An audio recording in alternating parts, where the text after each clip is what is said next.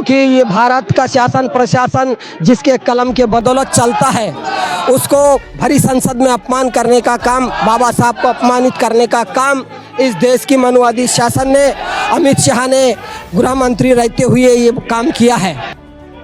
क्या अमित शाह के बेटे वो अपने बाप को बोलते क्या है अमित अमित अमित? क्योंकि एक तड़ीपार आदमी ये देश का गृह मंत्री बनना, ये भी एक ये देश का ही दुर्भाग्य है कि एक तड़ीपार आदमी देश का जो है वो गृह मंत्री बन गया। अच्छा, तड़ीपार कोई भी किसी को भी थोड़ी बनाते। तड़ीपार का केस किसी को भी नहीं लगता। तड़ीपार का केस उस आदमी पे लगता है कि जो समाज में रखने लायक आदमी नहीं है। मैं ओबीसी समाज की तरफ से कहना चाहता हूँ कि 3000 साल से हमारा समाज भगवानों का नाम ले रहा है, उसका कोई उद्धार दिखता नहीं। मैं एक टेली समाज से हूँ। जब इस देश का संविधान बना तो मुझे जाति तोड़कर काम करने के लिए मौका मिला, सम्मानजनक नाम रखने का मुझे मौका मिला, सम्मानजनक पक्का घर बनाने का मौका मिला। ये संविधान मुझे देता है, और संविधान जब देता है और भगवानों के नाम से, तो हमारा कभी कोई उद्धार हुआ नहीं, ना हमारे को पढ़ने लिखने का अधिकार मिला। और इस तरह से अपमानजनक इनके ग्रंथों में, और भगवान का जो निर्माण किया ग्रंथ बोलते हैं, उसमें हमारे लिए ही गलिच्छ भाषा में लिखा हुआ है। अमित शाह माननीय गृह मंत्री, इनका जो वक्तव्य है उनका मैं पुरजोर विरोध करता हूँ। और मैं तो बहुजन समाज पार्टी का एक कार्यकर्ता हूँ, साथ ही साथ मैं गौड़ समाज से हूँ। न मैं आस्तिक हूँ न नास्तिक हूँ, न मैं पाप को मानता हूँ न पुण्य को मानता हूँ, न नरक न मेरे लिए कोई स्वर्ग, ये बड़ी मेरे लिए कोई चीज़ें नहीं है। लेकिन हमारे जो इस देश के गृह मंत्री हैं माननीय अमित शाह, इन्होंने जो वक्तव्य किया वहाँ पे, यदि बार बार तुम जो यही दृष्टि से, ये घृणात्मक दृष्टि से माननीय गृह मंत्री जी ने वहाँ अंबेडकर बोलते हो, और इतना ही अगर भगवान का नाम लेते तो तुम्हारा 7 जन्मों का उद्धार हो जाता। साथियों, बहुजन समाज पार्टी के जरिए आज देशव्यापी एक बड़ा जन आक्रोश आंदोलन का आगाज बहुजन समाज पार्टी ने किया था, और उसका आगाज हम यहाँ पर महाराष्ट्र के गोंदिया में देख पा रहे हैं। बहन मायावती ने कहा था कि आने वाले 24 तारीख को, मतलब आज, बहुजन समाज पार्टी पूरे देश में उस बयान को लेकर विरोध करेगी जो बयान अमित शाह के जरिए संसद के अंदर में दिया गया है, जिन्होंने कहा कि अंबेडकर ये नया फैशन हो चुका है। इसके जगह अगर भगवान का नाम ले लिया जाता तो कहीं के 7 जन्मों तक स्वर्ग की प्राप्ति हो जाती। अब इस मसले पर लगातार पूरे देश में विरोधाभास वाली भूमिका देखी जा रही है। तमाम बहुजन समाज को मानने वाले, बाबा साहब को मानने वाले, संविधान को मानने वाले जो लोग हैं, इस मामले पर लगातार अपनी प्रतिक्रिया दे रहे हैं। और बहुजन समाज पार्टी के जरिए एक बड़ा विरोध है पूरे देश में। बहुजन समाज पार्टी आज अपना विरोध दर्ज कर रही है इस पूरे के पूरे बयान को लेकर, और इस बयान के चलते भारतीय जनता पार्टी का जो मनुवादी जातिवादी चेहरा है वो भी बेनकाब हो चुका है। बहुजन समाज पार्टी के तमाम पदाधिकारी यहाँ पर मौजूद है। हमारे साथ बहुजन समाज पार्टी के नेता है। सर, क्या कहेंगे आज के इस पूरे के पूरे आंदोलन को लेकर? पूरे देश में बहुजन समाज पार्टी की हमारी बहन कुमारी मायावती नेत्री ने ऐलान की है कि जन आक्रोश आंदोलन पूरे भारत में होना चाहिए, क्योंकि ये भारत का शासन प्रशासन जिसके कलम के बदौलत चलता है, उसको भरी संसद में अपमान करने का काम, बाबा साहब को अपमानित करने का काम इस देश की मनुवादी शासन ने, अमित शाह ने गृह मंत्री रहते हुए ये काम किया है। गृह मंत्री रहते हुए भी उन्होंने भरी संसद के अंदर ये काम किया है। अपमान ही नहीं किया है तो उन पे एट्रॉसिटी के हिसाब से, कानून से उनके ऊपर कलम लगना चाहिए, वो अंदर होना चाहिए, उन्होंने इस्तीफा देना चाहिए, क्योंकि उन्होंने गृह मंत्री रहते हुए संविधान के रचयिता का भरी संसद में अपमान किया है। ऐसे आदमी को कायदे से उस पद पे रहने का कोई अधिकार नहीं बनता है। और भी काफी सारे लोगों से बातचीत करेंगे। सर, क्या बताएंगे इस आंदोलन और इस पूरे के पूरे जन आक्रोश को लेकर क्या मांग है बहुजन समाज पार्टी? बहुजन समाज पार्टी की एक ही मांग है कि जो अमित शाह है, जिसने उसका जो है जो उद्देश्य जो है, तो हम सारे बहुजन समाज के लोग बाबा साहब को अपना बाप समझते हैं, और अमित शाह ने जो अंबेडकर किया, उसका जो बॉडी लैंग्वेज था वो तिरस्कार टाइप का था। वो अमित शाह के अपने बाप को अपने बाप का नाम लेता है। क्या अमित शाह के बेटे वो अपने बाप को बोलते क्या है अमित अमित अमित, या जो भी है? तो ये उस गृह मंत्री की जगह एक आदमी, मुझे, मैं तो कहूँगा कि एक ये देश का दुर्भाग्य है, क्योंकि एक तड़ीपार आदमी ये देश का गृह मंत्री बनना, ये भी एक ये देश का ही दुर्भाग्य है कि एक तड़ीपार आदमी देश का जो है वो गृह मंत्री बन गया। अच्छा, तड़ीपार कोई भी किसी को भी थोड़ी बनाते तड़ीपार का केस किसी को भी नहीं लगता। तड़ीपार का केस उस आदमी पे लगता है कि जो समाज में रखने लायक आदमी नहीं है, और जो समाज में रखने लायक आदमी जो है नहीं है, उस पे तड़ीपार लगता है। आप देखते होंगे कि किसी ने मर्डर कर दिया, किसी ने बलात्कार कर दिया, उसको तड़ीपार नहीं करते। तड़ीपार जो समाज में जिसके रहने से एक सामाजिक वातावरण खराब होता है, उसको तड़ीपार करते हैं। यानी तड़ीपार की कलम मैं समझता हूँ किसी भी मर्डरिस्ट बलात्कारियों से बड़ी कलम है। एक वैयक्तिक दृष्टि से, अगर इमेज की दृष्टि से हम देखेंगे तो जो अमित शाह का जो बयान है, वो बयान ना उन्होंने कोई गुस्से में या फिर किसी भी तरीके से अनजाने में नहीं, कि लिखित तौर पर उनका यह बयान देखा गया। तो क्या सोची समझी साजिश लग रही है? लगातार बहुजन समाज पार्टी पूरे देश में इसको लेकर अपना बयान दे रही है। नहीं, वैसे तो ये जो लोग हैं ये अंदर से जातिवादी लोग हैं।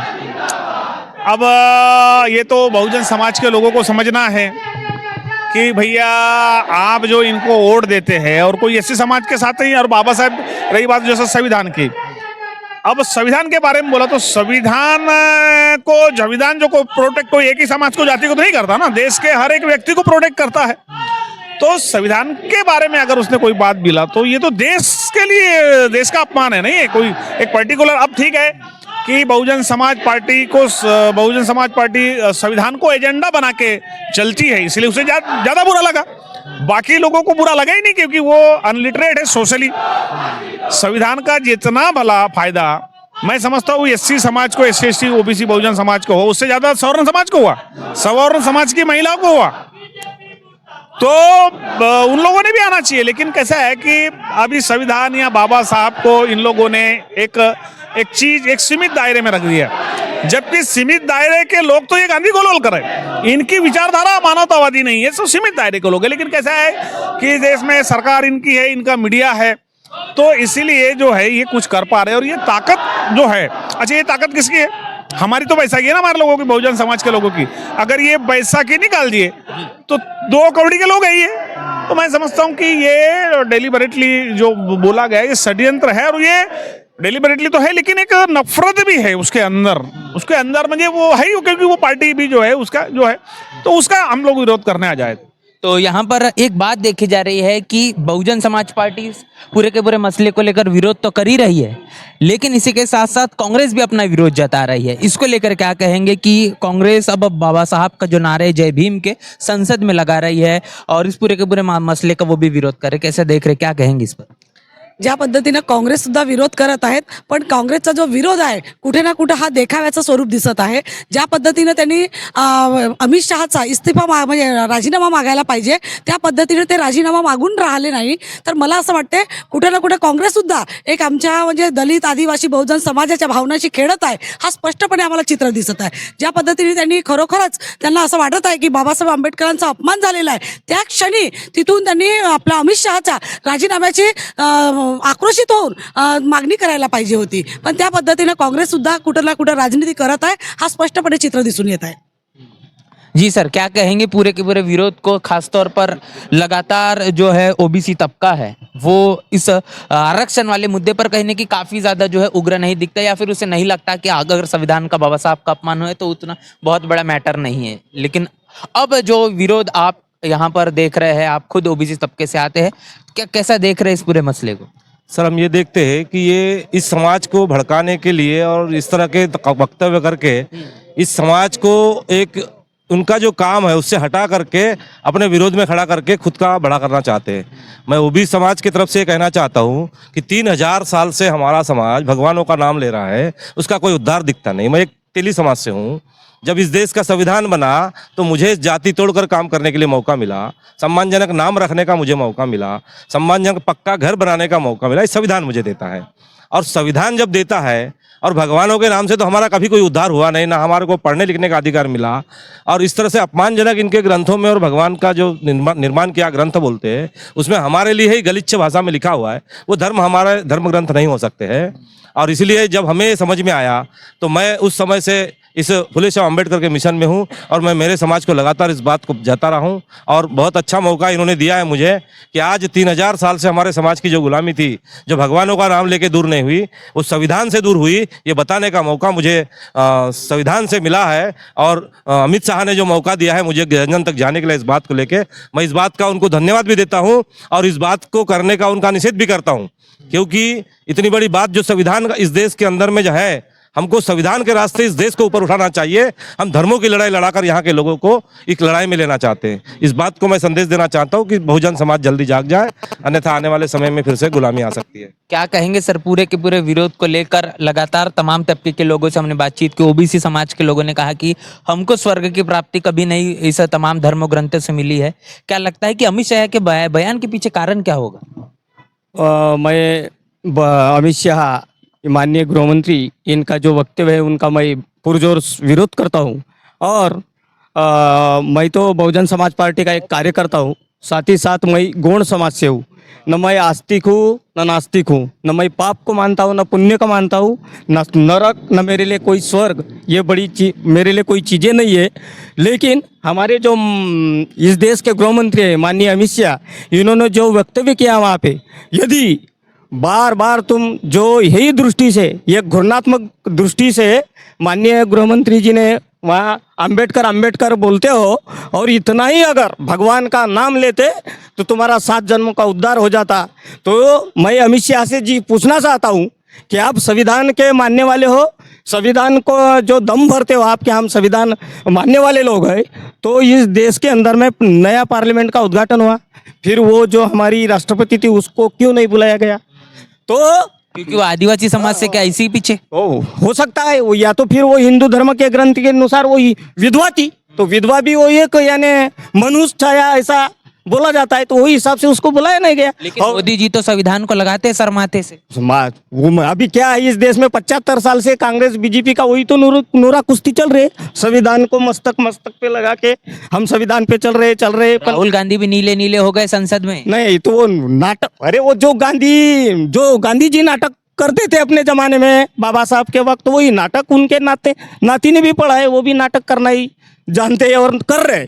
और इससे वो हमारे बहुजन समाज के वास्तविकता कल्याण और उत्थान के लिए उनके दृष्टि में कुछ भी और उनके दिले तमन्ना कुछ भी नहीं है, वो सब नाटक है। चलिए, तो ये तमाम चीज़ हमने समझने की कोशिश की है कि आखिर बहुजन समाज पार्टी ने जिस तरीके से देश के गृह मंत्री अमित शाह के इस पूरे के पूरे बयान को लेकर अपना जो बड़ा विरोध दर्ज किया है, पूरे देश में यह आंदोलन जारी है। इस वक्त हम लोग गोंदिया में है और गोंदिया में जो बहुजन समाज पार्टी की जिला कमेटी है, पूरे के पूरे विधानसभा है, इन विधानसभा के जरिए जो विरोध प्रदर्शन जारी किया गया है, इस विरोध प्रदर्शन को हमने आपके बीच रखा है। पूरी की पूरी चर्चा बातचीत को लेकर आपकी राय, आपकी प्रतिक्रिया लिखकर कमेंट बॉक्स में जरूर बताएं। बने रहे नेशनल चौपाल के साथ, मिलते हैं नए वीडियो में, तब तक ले जय भीम, जय भारत।